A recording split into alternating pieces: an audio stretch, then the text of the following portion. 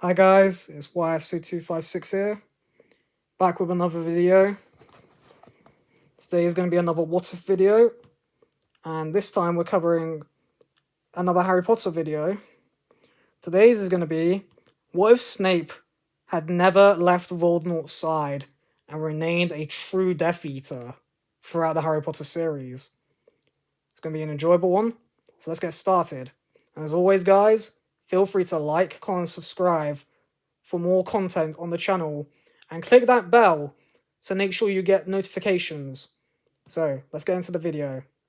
So, we begin things at the start of the Harry Potter timeline, where Snape has left Hogwarts and decided that he truly wants to be a Death Eater.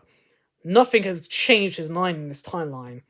He doesn't even regret calling Lily Evans a mudblood. He is convinced these days that Muggleborns are pathetic, weaklings, and do not deserve to control magic. They are filthy blood, he thought, and he went on to become a servant of the Dark Lord. Months pass, years in fact, and he has done well under the Dark Lord, serving him, doing tasks that no one else will do. He even is able to become the Dark Lord's second in command, doing things that no other Death Eaters were allowed, including watching over his missions whilst he was absent from battle. Snape is then called upon by Voldemort a few months before he goes to take down Harry Potter as a baby. Snape, it is good to see you, my loyal follower, he says to Snape, who is bowing. My lord, I have served you well, have I not? You have been a loyal and faithful Death Eater, Severus. I hope that in the following years you will continue to serve at the highest of all levels, even better than Lucius and Bellatrix, I hear. I live to serve, my lord. He's bowing down as Voldemort. Then, Voldemort is struck down, just like in the original, when he tries to kill Harry Potter.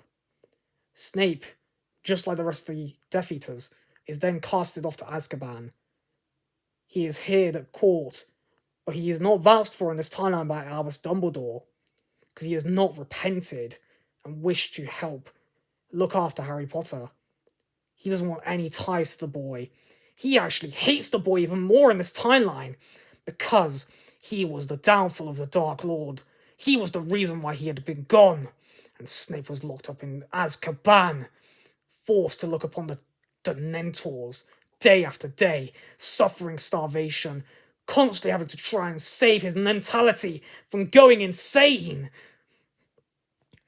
Years pass, and things happen just like in the original, with Wormtail fleeing from Harry Potter's grasp and returning to the Dark Lord out of fear.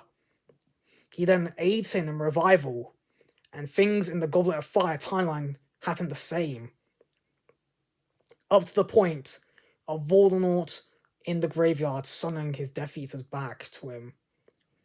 He is gathered around them. Ah, my old friends, it has been too long, he says. And yet you have disappointed me. You call yourselves Death Eaters, but the minute I fell, the most of you pretended that you had never had anything to do with me, and went under the ministry, joining their side. Every single one of the Death Eaters present is bowing their heads in shame and embarrassment in front of their master. But he does not finish or allow them to respond to this. He then walks around the circle, announcing each of the Death Eaters. Ah, Lucius, you have done well in the last few years, but the diary, I cannot forgive that. Lucius is shaking out of fear. My lord, I'm so sorry for that. I didn't mean for it to get destroyed. He then raises a finger. I will not have insubordination, Lucius. You must better do well if you want to get redeemed in my books. Yes, my lord, I swear it. He then turns around and walks to the other Death Eaters, saying nothing to some of them, but others he does mention a few lines. He then goes to the other side of the circle, where there's a larger gap. The Lestranges should be here, but they are in Azkaban. They shall be rewarded once I have released them from prison. And here we have 6 missing, 3 killed in my service. They deserve that death. It is an honor. 1 coward, he's referring to Karkaroff, by the way, he shall be killed eventually. Snape should be next. He too is in Azkaban. He shall be opened arms into my service once again. And here should be my greatest follower by far. He is at Hogwarts, and he is the one who has brought me Harry Potter. He's referring to Barty Crouch Jr., by the way, who is pretending to be Nudie, as in the original timeline. He shall be awarded beyond all of you once he has returned to my service. The rest of the events of Goblet of Fire play out as in the original. At the end of Order of the Phoenix, Snape, Bellatrix, and the rest of the Death Eaters are released from prison by Voldemort. And they then return to their master. Snape bows beyond meeting his master once again. My lord, thank you for letting me escape that awful prison. I am eternally grateful, and shall always serve you, my lord. It has been great to bring you back into the fold, Severus, Voldemort says, a smile on his face as he strokes Nagini, who is wrapped around his shoulders, with a spidily shaped finger. I require your assistance once more, Severus, he says to Snape. My lord knows I wish to serve. Voldemort then tells Snape that he requires him to go and aid Albus Dumbledore. Snape is confused by this. My lord? He was confused. He did not serve anybody other than the Dark Lord. Lord Voldemort was the only one he'd ever served in this universe. He didn't care about anyone else. Not James Potter, not Lily Evans, that pathetic nutblood, not even Harry Potter, or that pathetic Albus Dumbledore. But then Voldemort explains, I require you to go into the enemy lines, Severus. Gain Dumbledore's trust. And when he is at his lowest, to kill him. Snape then understands the plan. He smiles. He'd always wanted to get rid of Dumbledore. He'd found an eyesore back in his younger days. I shall do it, my lord. I will not fail you in my service. Of course you won't, Severus. He then smiles. The events of Half-Blood Prince then play out, and Snape goes to Dumbledore in Hogwarts. What do you want, Severus? Why would a Death Eater want to with me? He does not care for Severus Snape anymore at this point. He finds him a pathetic worm who would serve the Dark Lord for no reason. I am sorry for what I did, Dumbledore. I wish to serve you instead of Voldemort. He's saying the Dark Lord's name with composure. He's having to swallow his pride. He never said the Dark Lord's name. Nobody did. They would be tortured if they did in front of the Dark Lord. Snape had no choice. He needed to do this in order to gain Dumbledore's trust. Very well, Severus. I shall allow you to join my services as my potions teacher. And my advisor on certain matters regarding Lord Voldemort. Snape was shocked that Dumbledore could say the Dark Lord's name without fear, but then he realised that the Dark Lord only ever feared Dumbledore. After all, Dumbledore had defeated Grindelwald. That was a fearsome battle, he knew. But he, Snape, and the Dark Lord knew that if Dumbledore was taken care of now, the Dark Lord would have no one to get in his way. The rest of the year plays out just like it does in the Half-Blood Prince timeline. And then, at the end of the year, Dumbledore he's mortally wounded from his cursed hand. Severus, I require your assistance. I am fading weaker every minute of the day. Snape smiles, locks the doors with magic to Dumbledore's quarters, and then peers in front of his chair. You are pathetic, Dumbledore. I have always wanted to do this, and now the Dark Lord has given me a permission to do it myself. He then smiles. Dumbledore is begging Snape not to do this. Severus, please! Please, you are better than this, Severus. Don't give in to the Dark Lord's orders. Snape then simply smiles, raises his wand, and simply says, Avada Kedavra! Dumbledore is then raised from his chair. He then falls to the ground in a heap. Snape then leaves Hogwarts, enjoying the fact that he was the one who killed Dumbledore. He then returns to Voldemort and bows before his master. My lord, the deed has been done. Albus Dumbledore is dead. Excellent work, Severus.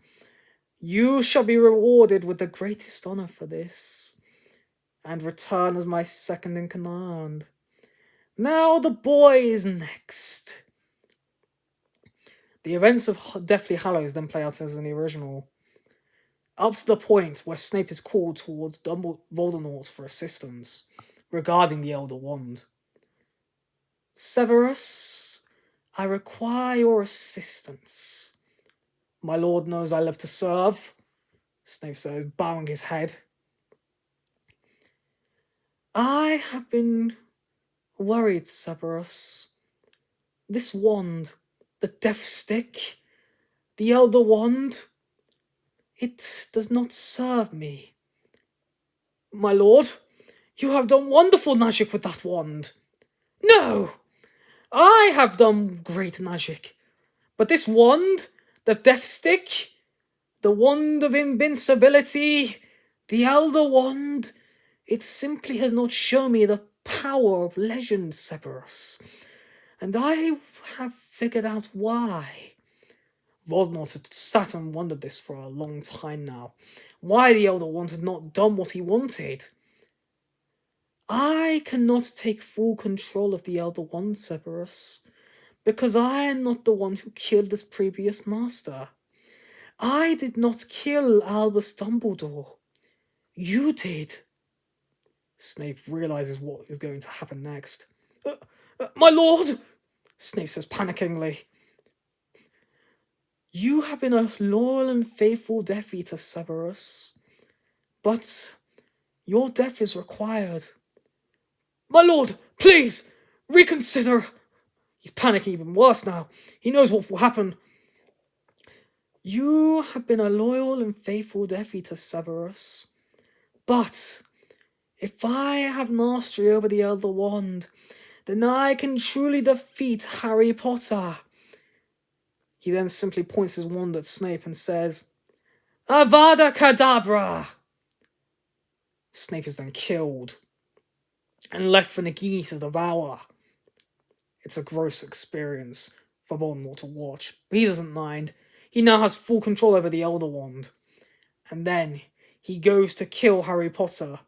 The events up to the point of Harry's second duel with him play out just like in the original, with Harry being killed by Voldemort, going to the other world, train station, coming back, protecting everyone else, and they have their final standoff. Harry gives his final speech to Voldemort, simply again saying to him to give remorse, and he will be allowed to go to Azkaban. Voldemort simply laughs. Remorse? I will never show remorse to you, Potter! He then says, Avada Kedavra! Harry simply cries, Expelliarmus! And they have their duel. But in this timeline, Harry does not have mastery over the Elder Wand. It's Voldemort. And his power shows through it. He then kills Harry Potter for real this time. There's no coming back. Everyone is shocked to see Harry dead. For real this time. No! Screams Hermione. She runs to Harry's corpse. Tears bursting from her eyes. Kneel before me, and all shall be forgiven, says Voldemort. Everyone is forced to do so. Voldemort then goes on to rule the wizarding world, killing Nuggleborns, blood traitors, and Nuggles for fun. The Death Eaters are also allowed to do this. Fenrir Greyback is also allowed to go about killing people, biting them, and turning them if he wishes, or simply just killing them for their flesh. Voldemort then rules for the rest of time, seeing as he cannot die now, as he is now the true master of death.